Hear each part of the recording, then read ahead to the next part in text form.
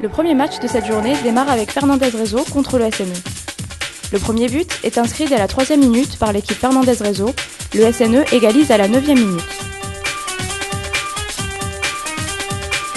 Les buts et les belles actions s'enchaînent des deux côtés, mais le tableau des scores reste serré.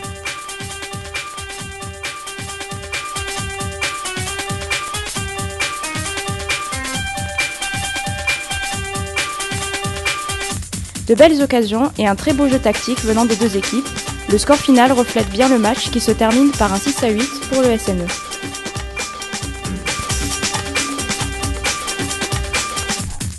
Réaction du capitaine du SNE.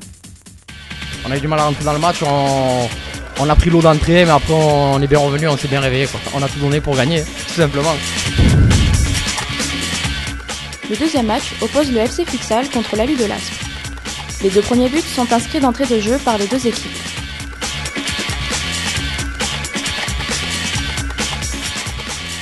Très bonne entame de match de la part de FC Futsal qui prend l'avantage d'entrée mais vite rattrapé sur ses erreurs collectives par Alu de l'Aspe.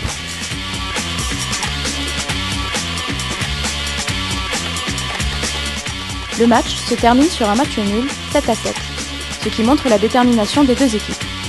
On écoute la réaction du capitaine du FC Futsal.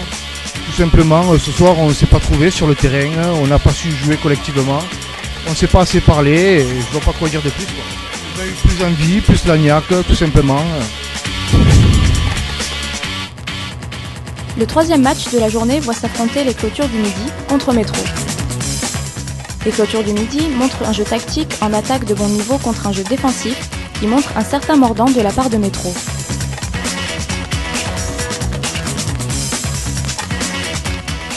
Une averse de but s'abat sur Métro qui ne baisse pas les bras et reste fair play.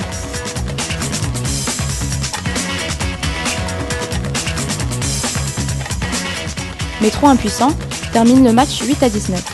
Réaction à vif du capitaine des Clôtures du Midi. Une bonne petite équipe en face, c'était fair play, le match s'est bien déroulé sans grosse faute, sans méchante action. Après sur l'ensemble du match, il n'y a rien à dire, quoi. Voilà, le score il parle. Voilà, maintenant on attend de voir les prochains matchs. Le quatrième match oppose Estagel contre Pôle Vert. Une minute de jeu suffit au Pôle Vert pour s'ancrer dans le match.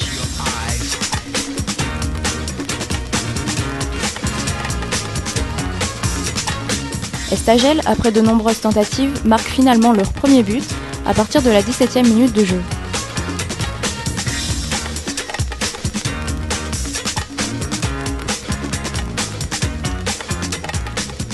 Pôle Vert concrétise ses actions et place souvent la balle au fond du filet, alors que la défense d'Estagel est fébrile.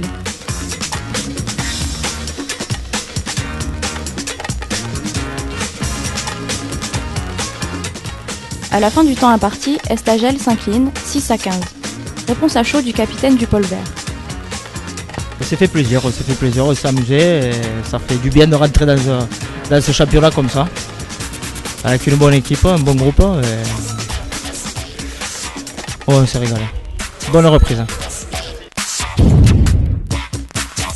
L'avant-dernier match de cette première journée oppose Expo Fruits contre le SCD Alu. Le match affiche une certaine aisance de la part des deux équipes. De très belles actions offensives comme défensives rend l'inscription des buts assez difficile pour les deux équipes.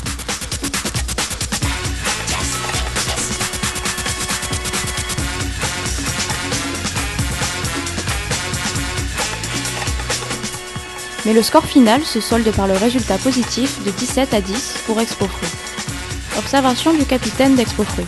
C'était mal parti, donc après on s'est bien réveillé, donc il nous a manqué 10 minutes, et 10 premières minutes on était un peu à la rue, et après on a su se trouver, on a su se démarquer, on a su courir déjà, et après on s'est régalé, on a pris du plaisir, match sérieux. Cette dernière journée se clôture par le match entre le Perpi 5 et le Foot 66. Dès les premières secondes de jeu, le premier but est inscrit par le Perpi 5 qui entame leur match très fort. Mais c'est sans compter la détermination de Foot 66 qui réduit l'écart.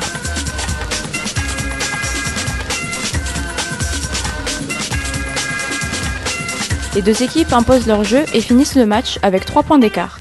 Le Perpi 5 s'impose 10-7. Commentaire du capitaine du Perpi 5. sympa.